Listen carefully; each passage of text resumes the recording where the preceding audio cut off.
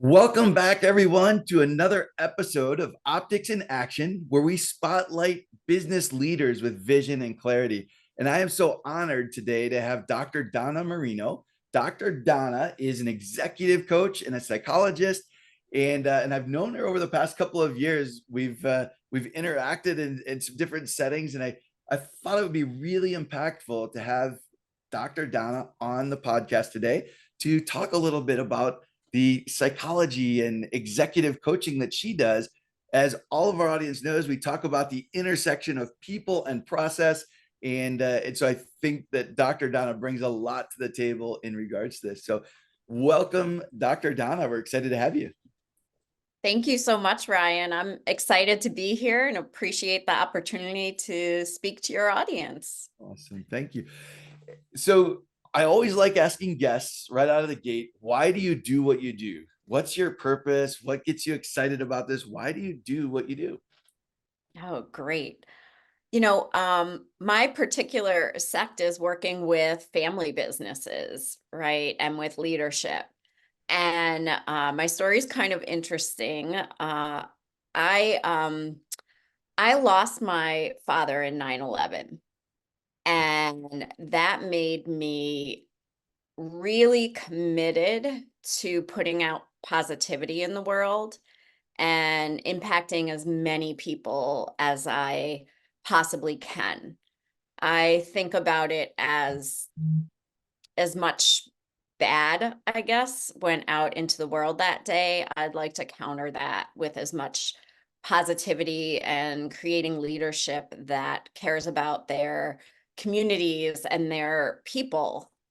And so I wanted to work with leadership and I wanted to work with family because that is something my dad so instilled in us, just the importance of family, the loyalty, the having each other's backs.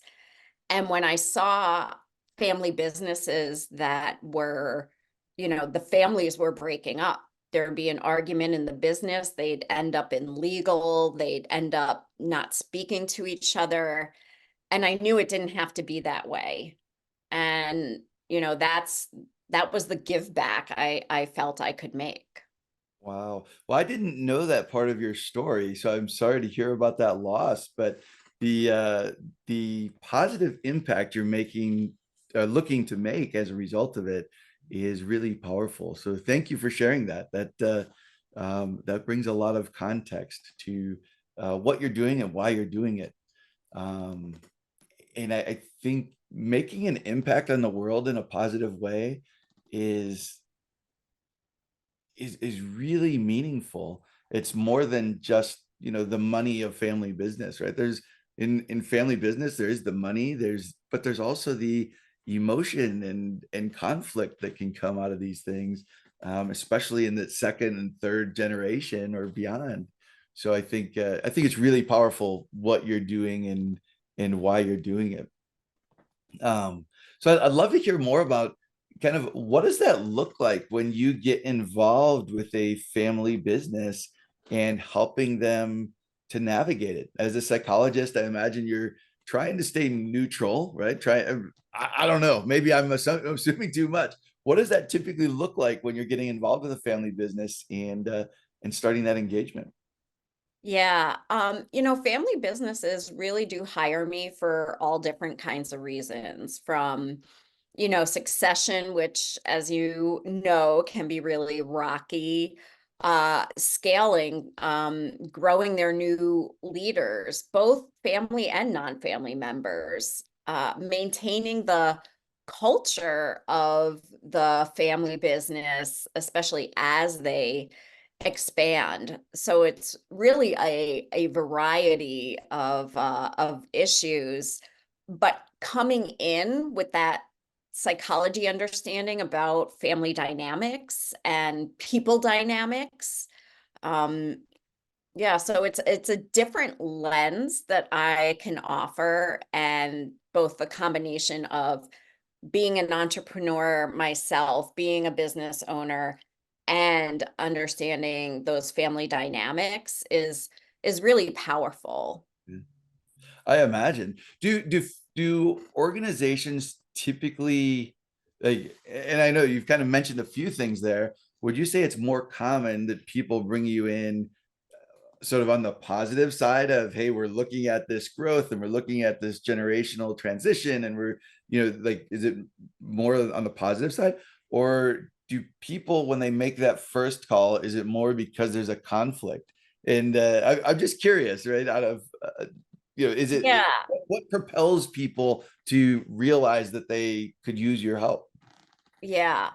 Um, gosh, I guess it's about 50-50. And of Okay. course, the proactiveness is easier to work with, right? They see the advantage. They want to make sure things go smoothly. They have a commitment to family first. Or, one of my clients just they scaled so quickly. They just didn't expect all this growth so quickly and recognize the need for management to be trained. Mm, One of the things we do is take our really, star individual contributors and put them into management, and they're totally different skill sets, and nobody really trains them for what that is. mm, And so in this case, the owner was really, there was some tension in one of the departments about how the manager was managing. So there was friction there, but it wasn't crisis, right? mm, And so he recognized the need for someone to come in. And so I worked with that department first and helped them gel as a team and work through that conflict. I mm. worked with the manager individually to help develop those strengths.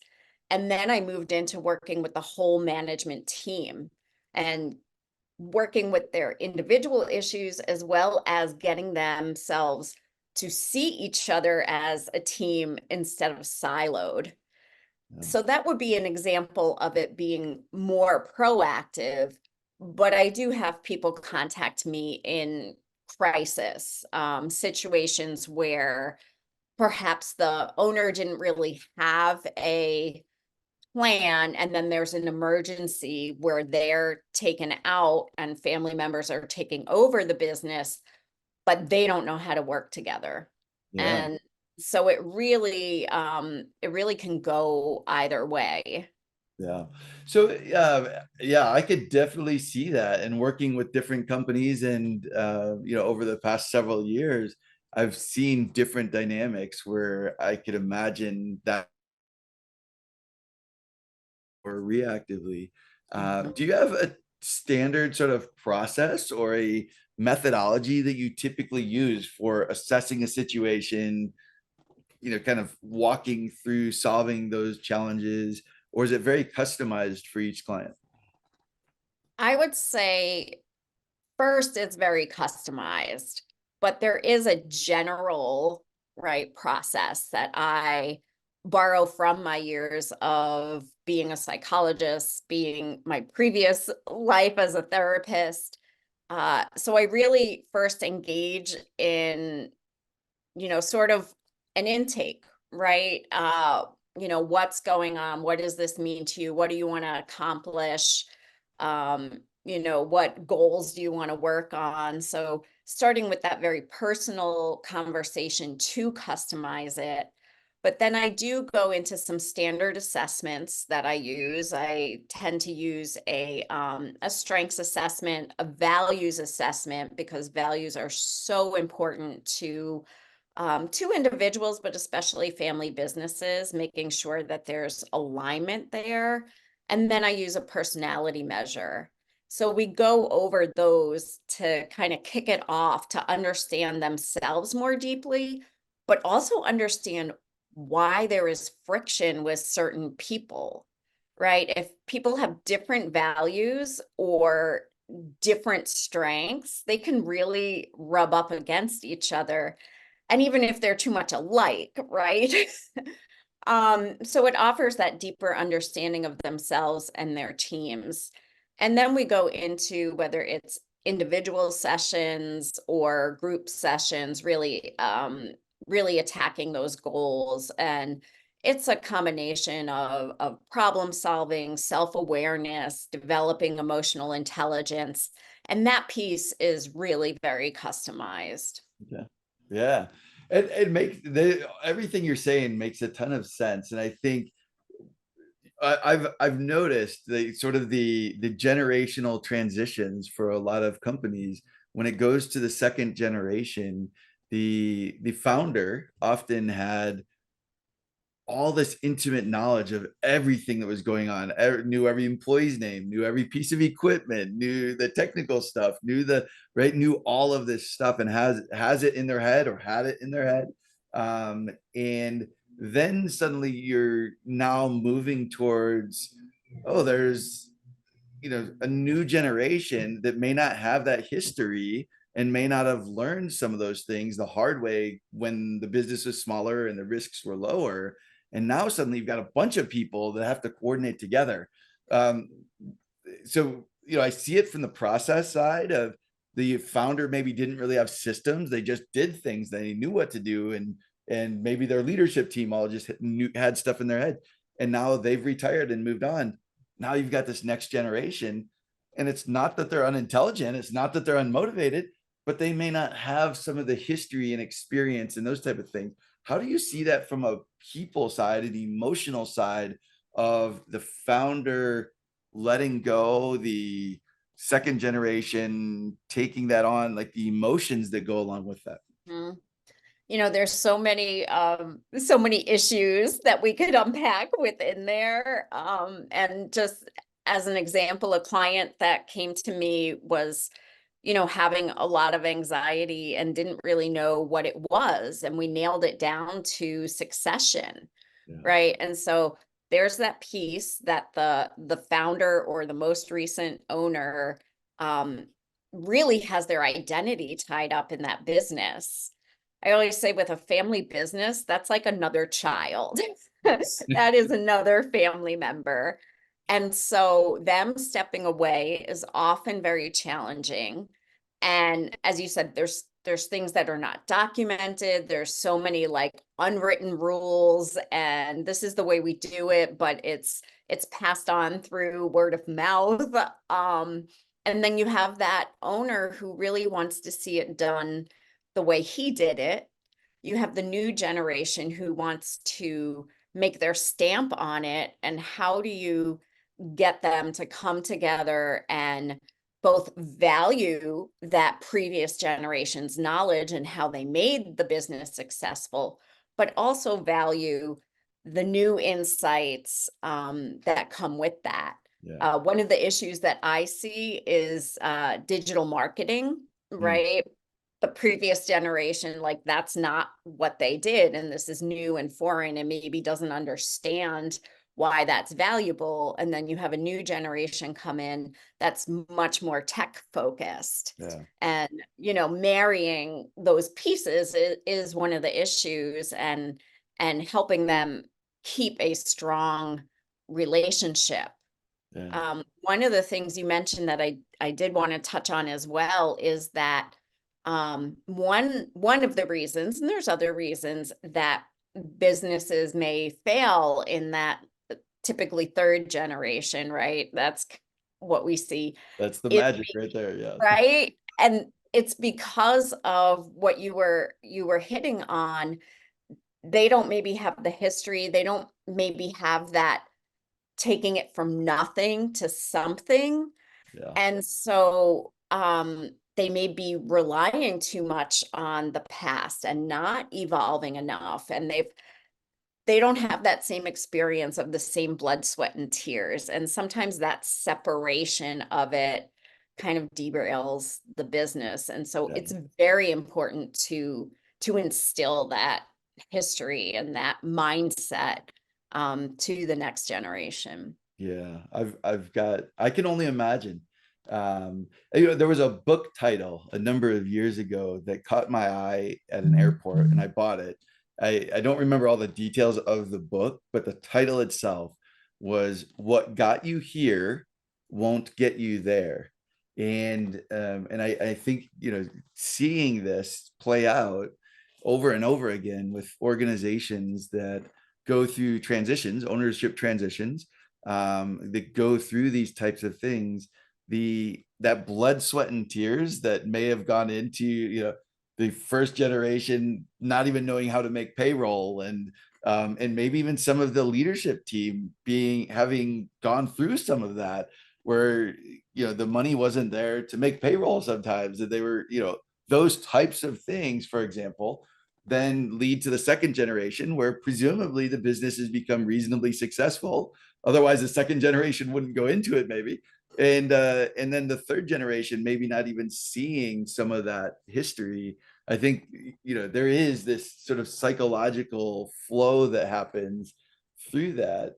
And I think, like you said, the digital marketing and things like that, the new processes, new technology, new things, new ways of doing things, you want to have a balance of that appreciation of the past and where we came from, and let's leverage the future. If you don't leverage the future, if you don't leverage technology to grow for the future, then you may stagnate and die. And I think that balance is incredibly challenging, but there's also, I I enjoy it, like navigating that with people and looking at what systems and processes might you update now that your business is scaled. For example, I've got a client that family business, second generation.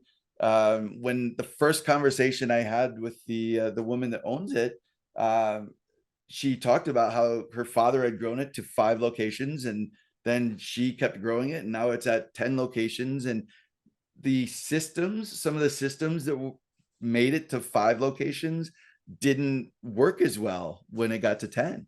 And it's that sort of next step of what are we going to do differently without letting go of the past. So there's definitely some emotional challenges, but also some technical opportunities and challenges that go along with that. Yeah, 100%. I especially in family businesses see the lack of documentation of process, and it is just like that word of mouth kind of thing. It's like a game of telephone, I always say, and where it ends up, you just don't know. And then, you have people taking shortcuts without the understanding of how to do it, or one person teaches it differently than the other person. I'm going through that right now with a client who again had a client who had rapid growth, and now they need to hire more staff, and they're running into these issues, and nothing is documented. And they that's what I'm pushing them to do, but that's not my role, right? I can help them through the emotional process and identifying those issues, but then I need to hand it off to someone like you who can help walk them through what does this look like, and what's the why behind why we're doing this, and how Why to we're doing things, explain yeah. that. Yeah. That's a big deal. Understanding, it's one thing when an organization, when people document a process, and they might say, "Well, we're going to document our finance processes," and the finance team goes out and documents their finance processes. But the reality is, in most organizations, where I see them fall down of trying to document and pass it along, and these type of things, is that finance doesn't operate in a silo. Finance relies on customer service and operations and sales. And if they're not interacting with all these other departments, they can create their own process of how they want to do things and how they would do things. But you've got to collaborate across departments. It's the same thing with operations, same thing with sales and marketing, same thing with human resources. Everybody's got to collaborate and work across departments. And that's one of the things, the optic system that we created is about, let's look at these systems, the flow of processes and systems through your organization, and then document the steps and the stuff that needs to happen. If you document process without thinking about the people, it's often going to just fall on its face, because you document a process and then somebody can't follow the process because they didn't get what they need from another department, and they all of a sudden they don't follow the process anymore, and they go, well, yeah, we made that binder, we made that SharePoint file, but nobody looks at it.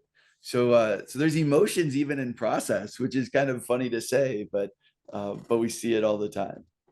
Oh, yeah, especially like you said, if there's someone who, say, has been there 15 years and was under the previous owner, and now there's a change, there can be a really difficult resistance there to why do we need to do it differently? And unless you know your why and can explain it and get the buy-in, it does fall flat on its face. Yeah, 100%.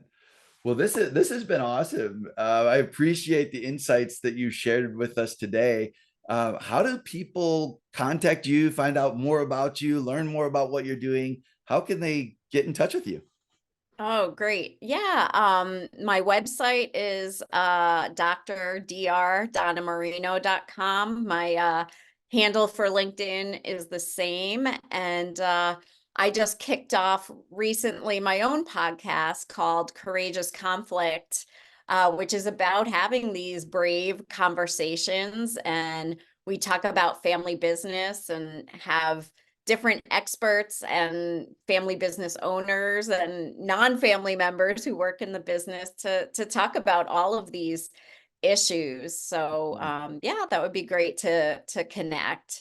Yeah, wow, I love the title of your podcast, Courageous Conflict. That is, um, we had a leadership team meeting a couple of weeks ago with a client where there was some tension and there was some conflict and and after the meeting was over, there were one or two people who felt uncomfortable and approached the owner, and but there were also some real benefit. And the meeting Mhm. that we had after that was so much more powerful and impactful because the elephant in the room was exposed, and everybody's like, all right, well, let's figure out how to move past it. Without that being exposed, we just would have had another meeting and probably wouldn't have solved any issues again. So I love that. That's what the imagery that came to my mind when you shared the title of your podcast. I love that. That's really great. Thank So you. awesome. Well, it's been a pleasure having you on this episode of Optics in Action, where we spotlight leaders with vision and clarity. And again, Dr. Donna Marino, thank you so much for being on a guest on the episode today. Thank you so much. It's been a great time.